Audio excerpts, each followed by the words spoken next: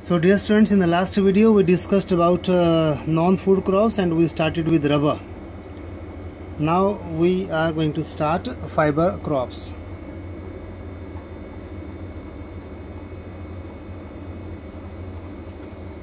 Okay, the very first fiber crop if we discuss is cotton. Okay, so let's start with the description of fiber crops before discussing start. So fiber crops are like cotton, jute, hemp, natural silk or these are four major fiber crops grown in India.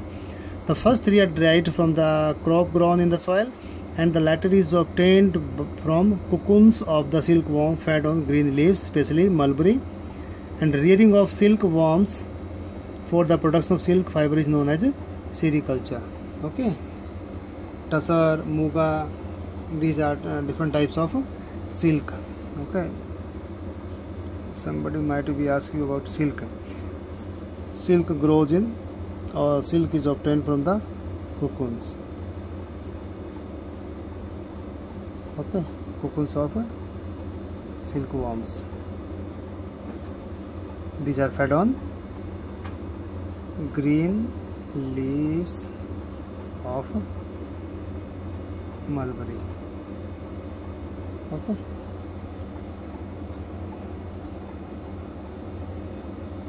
mulberry. ठीक है. So you know the cocoons are boiled in the water to get silk. That's why a lot of people are opposing silk use in these days. Okay, and this is called sericulture. You might have discussed in the 8th class also. Sericulture. Next major crop is cotton. Major fiber crop is cotton. India is believed to be the original home of cotton plant. Cotton is one of the main raw material for cotton textile industry, and India has been second largest producer of cotton after China. You know it very well that even the Britishers came over here for the use of you can say procurement of raw material, especially cotton. Cotton was in great demand at that time in Europe. Okay, so India has been second largest producer of cotton in the world after China, and it grows well in the drier parts of black or regur soil. That is also called cotton soil. Okay, so it grows well in dry parts in Deccan Plateau, and it requires high temperature. It requires high temperature but moderate rainfall.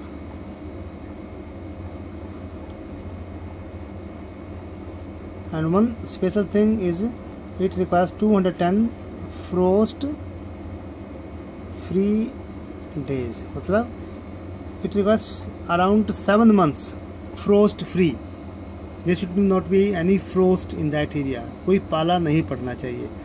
Otherwise it will not grow well, or it may be you can say destroyed totally. And bright sunshine.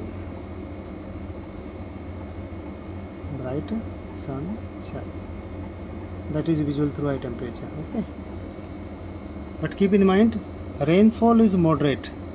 It doesn't require high rainfall like rice or tea. Okay, though it's a kharif crop, but it doesn't need high rainfall.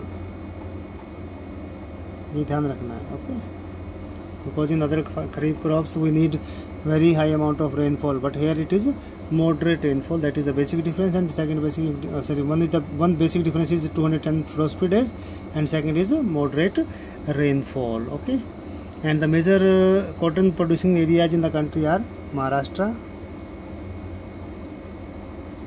Gujarat, MP, that is Madhya Pradesh, Karnataka, Andhra Pradesh, Telangana, Tamil Nadu, Punjab, Haryana, and even in UP. Dear students, you must know that Punjab has been largest producer of cotton in the country for many years in 90s. Okay, and what are different uses of cotton? You know it very well. This is most demanded cloth in the world because it's natural fiber.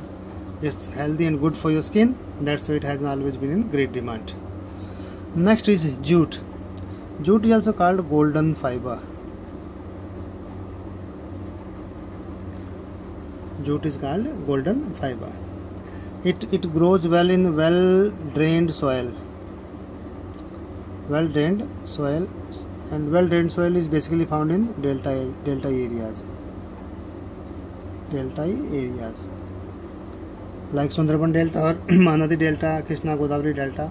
In these areas, this golden fiber or jute is well grown because floodplains or in the floodplains where it is grown is renewed almost every year by the flood. High temperature is required during the time of growth because it's a kharif crop.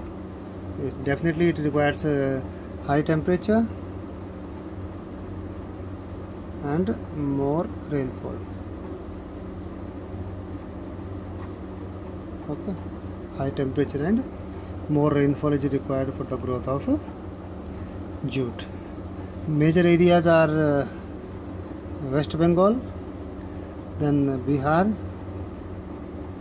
delta areas, Assam, Odisha. Okay, I think Meghalaya is also a very important area. Meghalaya in northeastern part of India.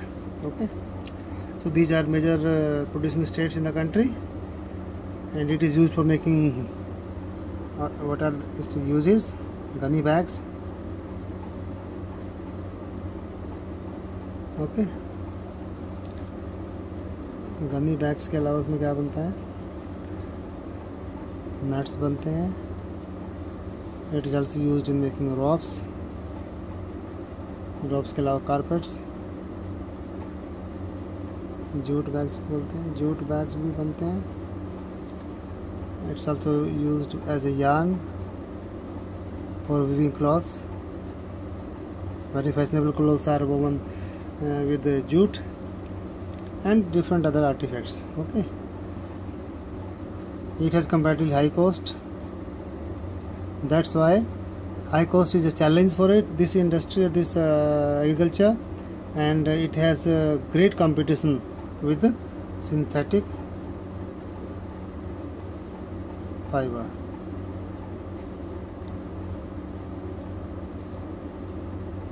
And packing materials, खासकर जो nylon है,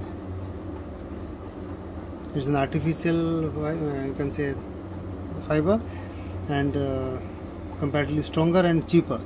That's why it has put a great stress on the on the growth of golden fiber in India, or its a demand in India. So its demand is losing ground, but this increasing in demand or decreasing in demand go hand in hand. Many times when the government takes initiative that we have to say no to plastic, then its demand is bit increased, again it decreases. So this up and down goes with jute. Okay, this is the end of the crops. Now we are going to start very important part of the chapter, technological and institutional reforms. Technological and institutional reforms. Dear students, you must keep in mind that technological and institutional reform is very important part of the chapter. Okay, so you know that agriculture has been main practice of Indian people since ages, since thousands of years. We have instances of agriculture in our epics of Ramayana or Mahabharata, and with that sustained use of land for thousands and thousands of years, and that too without compatible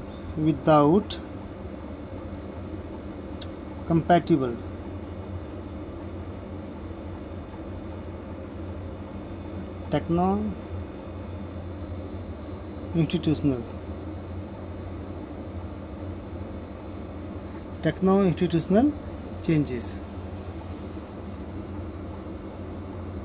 What does it mean? You need to understand. Techno-institutional changes. We have been doing agriculture since ages, but we did not, you can say, improve the technology, as well as we did not take any institutional step to improve the condition of Indian agriculture. Like because of right of inheritance, the size of land holding is decreasing day by day. It is getting smaller and smaller and smaller day by day. As you might have remember, in your 9th class, there was some farmer in economics. I think his name was Govinda. He had 2.25 acres of land, and he had 3 sons. So his land was divided amongst his sons, 0.75, 0.75 and 0.75 and so on. So in this way the land is divided amongst the you can say successors of the person. So that has resulted in very small piece of land holding. So we did not do much to improve that condition. That's why the pace of the agricultural development could not meet with the changing pattern of the economy. That's why Indian agriculture is not able to contribute what is expected from agricultural sector. As you might have discussed in economics, the contribution of agriculture in the year 1950-51 was around 73%, and it has reduced to around only 24% or even less than that. Okay, though there is not much change in the people dependent on agriculture. It is only about from 75 to it has remained to 53%. But the contribution in GDP has reduced much. This is the main reason behind this factor, that is compatible techno-institutional changes. Okay, in spite of development of sources of irrigation, most of the farmers, you can say in large parts of the country, still are dependent upon the monsoons or the rainfall, because the agricultural development is not done in all parts of the country. It has been confined to certain areas only. It has been confined only to certain pockets of the country, especially Punjab, Haryana, Western UP, MP, part of Rajasthan, Himachal Pradesh. This is the area that has shown lot of changes in the agricultural practices or agricultural production. It is due to green revolution and some other steps taken by the government. At the same time, the hard working nature of the farmers in these areas also have resulted positive. But it is not so in the whole country. So there are still certain areas where farmers depend on, you can say, rainfall through monsoon. In order to carry on their agriculture for growing crop population, this poses a serious challenge. If the country where the population is ever growing and we need to feed them on, and we need schools, colleges, roads, railway tracks for this kind of people, where the population is ever on increase, undoubtedly it poses a great pressure on the agricultural land, and that land, if depends on rainfall for its irrigation, you can very well understand what will be condition of the agriculture. So agriculture, which provides livelihood for more than around 60% or 55% of its population, needs some serious technical as well as institutional reforms. Thus, collectivization, consolidation of land holding, collectivization, consolidation of land holdings. Okay, these are certain institutional steps taken by the government, especially after 1950-51 during first 5-year plan. So the land was collectivized or collected because farmers had different pieces of land at different places. They were collected, the land holdings were consolidated, and cooperative farmings were also initiated. Cooperative farming, where people used to grow, you can say, crops on the collective farms.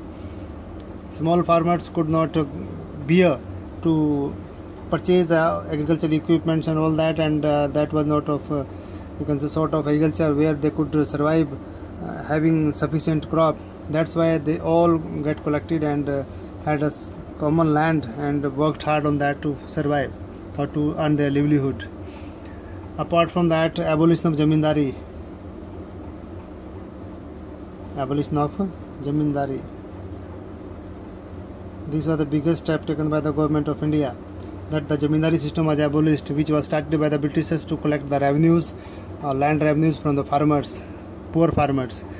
If the farmers were not able to pay their revenue or their lagan, land was seized by the zamindar, and the farmers became landless farmers, and they worked for the zamindar. So this system was you can say abolished by the government. So these were the certain institutional reforms after independence. Okay, the land reform was the main focus of our first 5-year plan, and the right of inheritance had already led to fragments of the land holdings, registering or necessitating consolidation of the holdings. Okay, so the law of land reforms were enacted, but the law of implementation was lacking or lukewarm. Land reforms were brought by the government, but you know it very well, as it happens till date in our country, that it is easy to make the law, but it is difficult to implement the law. So the law of land reform were enacted, but the laws of implementation was lacking or lukewarm. The government of India embarked upon introducing agricultural reforms to improve Indian agriculture in the 1960s and 70s. The Green Revolution, based on use of packaged technology, that is packaged technology,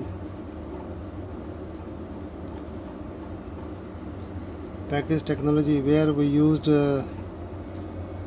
HYV seeds, chemical fertilizers,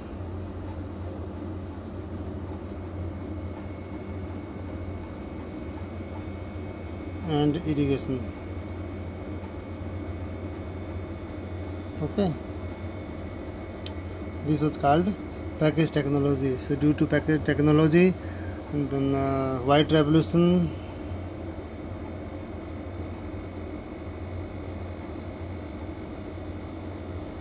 which is also called Operation Flood,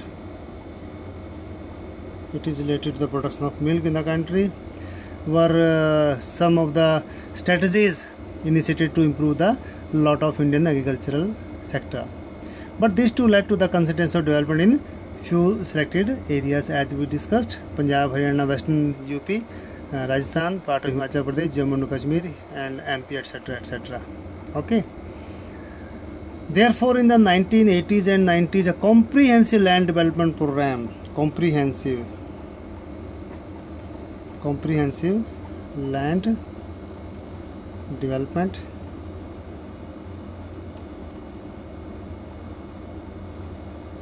program was initiated.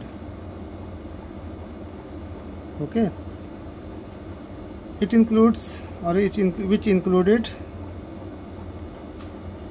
both institutional as well as technical reforms. Okay, what were these technical reforms taken by the government of India will be discussed in the next video. So let us stop here, otherwise it will be too long. Okay, thank you, good day.